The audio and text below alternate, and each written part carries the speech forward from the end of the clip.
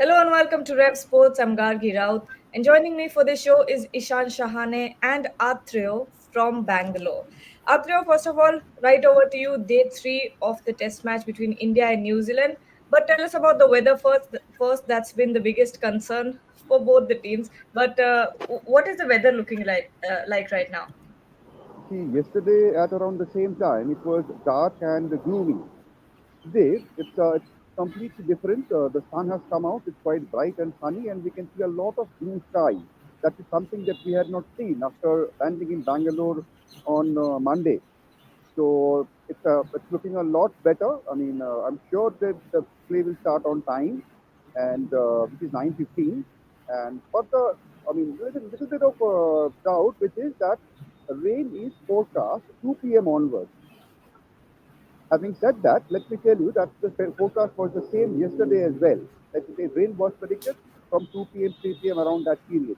It didn't happen. So let's hope that we get full days of uninterrupted play. And on the weather front, that is the update. It's looking a lot better. The sun has come out, as I said, and people have started coming up in decent numbers, I would say, to the ground. And to continue yesterday's conversation, Ishan, we saw Rohit Sharma coming out for the press conference and actually admitting and taking responsibility that he had taken the wrong call. And, that's something you want to see from your captain. It was like we all discussed, it was an off day. We've seen some good test cricket from the Indian team. And what did you think about the way that Rohit Sharma reacted to everything that happened 46 all out? Yes, Kage. I think it's the way a leader should react, in my opinion. A leader should be leading from the front, even if it's with the bat, or also taking the blows from the journalist or the people who possibly might ask you questions. That's the way to lead. If you want to lead in a way, we've seen that in the past that you might make the right decisions at times, you might not make the right decisions at times, and that's fine. This is life at the end of the day, and you're a human being. You can't be expected to make the right decision 100% of the time. So for Rohit Sharma to come out there, admit that okay, I made a mistake and this is what we have to do now, was a fantastic thing to do. I think this is how you move ahead. This is how, when you go back to that dressing room, you can plan for the next day, because you've already made peace with the fact that okay, you know what, this is the plan that we set out to do day one by, but it didn't go according to the plan that we would have liked it to. So now we have to move ahead from this. So this is the step ahead, and I think that's the way to go, Gagi. I think when they come out of the field today, everyone will have a clearer idea of what has to be done. Everyone would like to keep what happened yesterday behind them, and they'll like to move forward. So hats off to Rohit Sharma Gagi. I think we've always spoken about this, that he's someone who's led from the front, and it's inspiring to see. I think this will inspire a lot of future young captains as well to always take that first shot. It's about taking that first shot, and then after you take that first shot, the rest of the team can possibly come in the same line. But you should be the first person to taking that first shot, because you're the captain and you're leading that side. So it's good to see. And I'm hoping India makes a stronger comeback today, Gagi. I think they might have gone back, they might have figured out what went wrong, and hopefully we can see them get some wickets today, some quick wickets. Atreyu, Rohit did not make any excuses when it comes to yesterday's decision. He admitted flat out that the pitch was not as flat as they thought it would have been, and in the toss you could tell that he was saying that we know how the Bangalore pitch plays and we want to score a lot of runs, but it turned out to be completely opposite. Your thoughts on Rohit Sharma yesterday? See, it was good to see the captain take responsibility and admit that it was a wrong decision. It's not about the pitch, Gadge and Nishan, because see, I mean, when a pitch is covered for about 4 days or 5 days, and there is a lot of rain around, there is bound to be moisture. No matter it's a flat wicket or any other kind of a wicket, there is bound to be a lot of moisture in that. And it was quite damp when play started yesterday. It was very dark. It had rained shortly before that, and then shortly after that also. There was a small break, if you remember right, soon after the inning started. So it was quite evident coming from outside that it would assist fast bowlers, the seam bowlers, and there would be a lot of juice and a lot of things, a lot of assistance for those kind of bowlers, and that's what happened. So I was surprised that vastly experienced cricketer like Rohit Sharma took that call. But to give him credit, he admitted that. And we have seen a lot of times that players come up with strange justifications or strange excuses. He didn't go that way. He straight away admitted that it was a wrong call. And things happen. This kind of things happen in cricket. So for India, from India's point of view, it's important to put that behind and forget the past. They have 3 days of cricket to play here, and I remember a test in Mohali in '99 against New Zealand again. India batted first, and they were all out for 83. They still saved that match. No, there was no rain or anything like that. I mean, they just batted well in the second innings. They scored in excess of 500 in the second innings after conceding a 130 or 140 run lead. That match was eventually drawn. So, from the Indian team's point of view, I think the toss it's gone. It happened yesterday. It's been 24 hours since that happened. So, no point in thinking about it now. What they can do is they can bowl better, catch better, try and restrict New Zealand's first innings to as less as possible. They're already 130 odd ahead.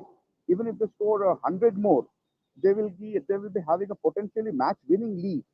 So India will have to bat really big in the second innings, and that should be their only focus now on, not the toss. Toss is gone. Now think of how you can salvage something from this game. It's not over yet. It's not over yet. It was a horrible day yesterday, yes, but still there is something to look forward to. Absolutely. And to talk about Rishabh Pant walking off yesterday, I was looking at some visuals, and it looks like Dhruv Jurel will continue keeping the wickets for India today as well, because he's doing keeping drills and warming up in the ground. So that can't be good news. But Ishan, what do you think? How does this change things? Or do you think Rishabh Pant might come out for bat? You're on mute. Yes, Gagi. I think, in my opinion, he should come out and bat. It's from what Shubayan also told me, it's not looking as serious. Obviously, he might be resting at the moment, but a good time for Dhruv Jurel, obviously, just to get out there, get that exposure, big test match against New Zealand, so that will definitely help him. But I'm expecting Rishabh Pant to actually come out and batter. I don't think he's going to sit out, especially if India's behind in this game. He's someone who likes taking the charge, so with India possibly trailing at the moment, we might expect some aggressive cricket being played by them when they come out to bat. So I'm expecting Rishabh Pant to be a part of that. Hopefully that injury is completely healed by then. If it's obviously not, then we might see him resting, because at the same time you don't want to push someone and get him further injured before a bigger test series, which is in Australia, or even the upcoming series that are coming up. So if it's something that is severe, he will be rested and he might not bat. But most likely, I think he'll still come out and bat. Bhavik. Arthur, do you have any update on that, on Rishabh Pant's injury? What's going on over there on that front? Yeah, what we have heard is that the place where he got hurt yesterday, that area of his knee, is the same place where he had the surgery after the accident. So the Indians actually don't want to take a chance. They don't want to risk Punk's fitness side of such a busy series and important season, important part of the season coming up.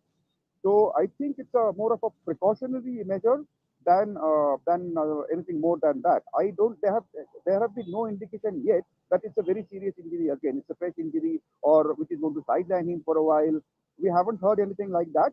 And what we hear is that it's a more of a precaution than anything else to the decision to have Dhruv Jurel keeping in this match for this part of the match.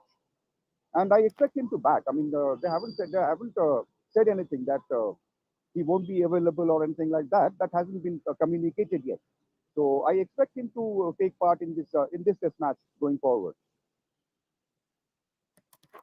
There are a few questions, a couple of questions. Tanmay Saha here is asking, when teams like New Zealand come, why do we dish out pacey surfaces?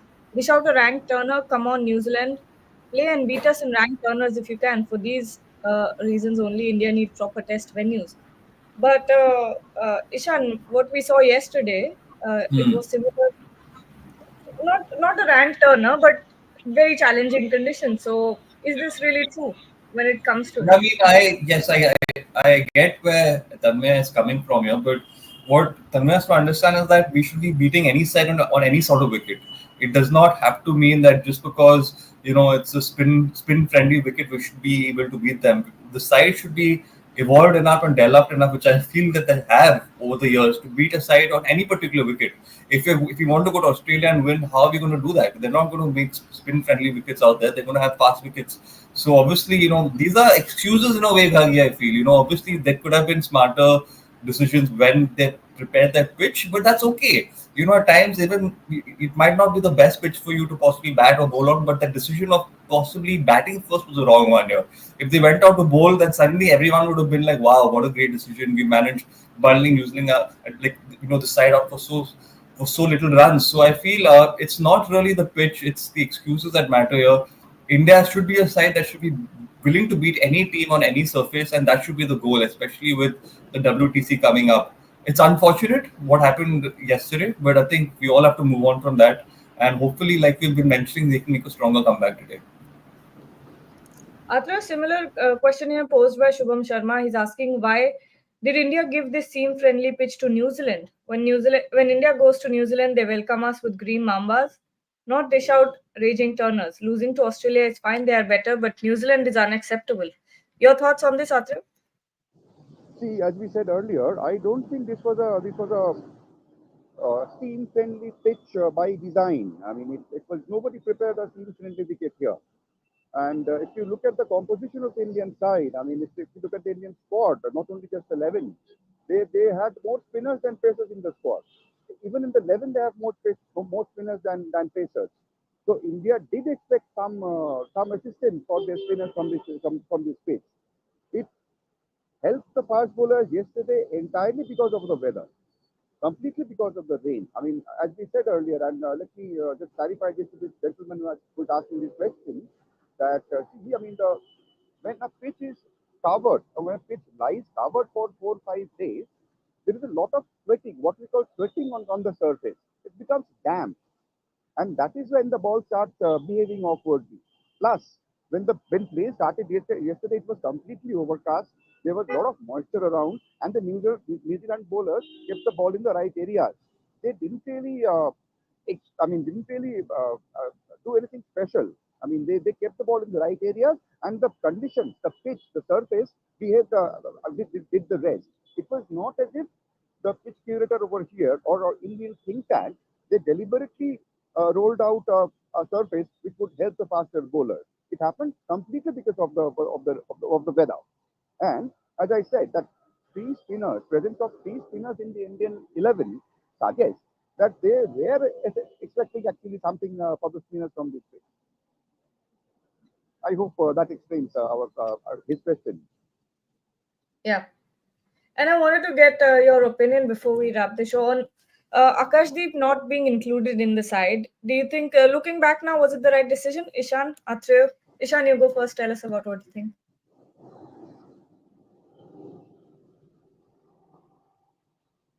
You're on mute. Yes, Gagi. I think if India happened to bowl on the first day itself, maybe Akash Deep would have been an asset. Obviously, he had a good outing against Bangladesh as well. I would still not say that it's a wrong decision per se. I think Kuldeep Yadav also brings that extra factor, but obviously with the wicket and how it's playing, it seems to be assisting the fast bowlers more. So yes, maybe Akash Deep missing out at the moment will definitely hurt the side. But honestly, I think a lot of us wanted to see Kuldeep in the side as well, and we can only hope and back this team now after the side has been made. But Akashdeep definitely is one for the future with the way he's been performing, and hopefully he'll come out soon in a test match soon enough. Atrev? Yeah, see, Akashdeep, yes, when play started yesterday, the kind of conditions play started in, you possibly expected third simmer to be in the 11, and which would have been Akashdeep in that case. But as I said earlier, that Indians do have a plan. They are following a plan in this match. That they want three spinners to bowl to the New Zealanders. They haven't faced a lot of Kuldeep Yadav, so Kuldeep could have been a factor.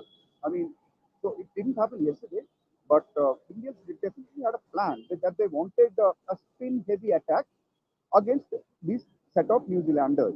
Yes, I mean, I say that again, that looking at the conditions like they were when they began yesterday, you probably would have asked why three spinners and why not three medium pacers in that case Akash Deep. But that's the strategy that Indians had gone with into this match. Yes, and finally, final questions to you both. What do you want to see out of India today now that New Zealand is leading by quite a lot and only 3 wickets down? I think they'll have to get some quick wickets, Gagi. I think the morning session is important. The ball will still move around. I think in the session we can expect some seam.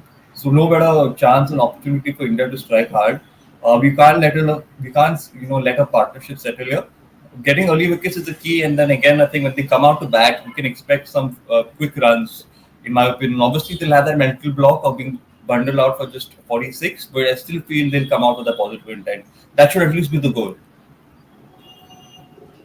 Atre, your final thoughts? See, I think irrespective of how many more New Zealand get in this first innings, it's imperative for India to bat big in the second innings. If New Zealand get bowled out for 50 more, if they get bowled out for 100 more, if they get bowled out for 200 more, it doesn't change in India's situation. It doesn't change the challenge for India. The task will be to bat as big as possible in the second innings. So I think that, I mean, obviously the first target would be to end the New Zealand innings as soon as possible, as quickly as possible. But the bigger goal or bigger challenge or the bigger test is for them to really show some application with the bat in the second innings. So it doesn't matter how big a lead New Zealand takes from now on. It's already going to be big. It's already big. It's going to be bigger. So the main challenge is to bat big in the second innings. That's it. Okay, well, with that, we'll take your leave. Thank you so much, everyone, for joining. Thank you, Atra and Ishan, as well. We'll be back at lunch, so don't forget to join us and like, share, and subscribe to our channel. Thank you so much.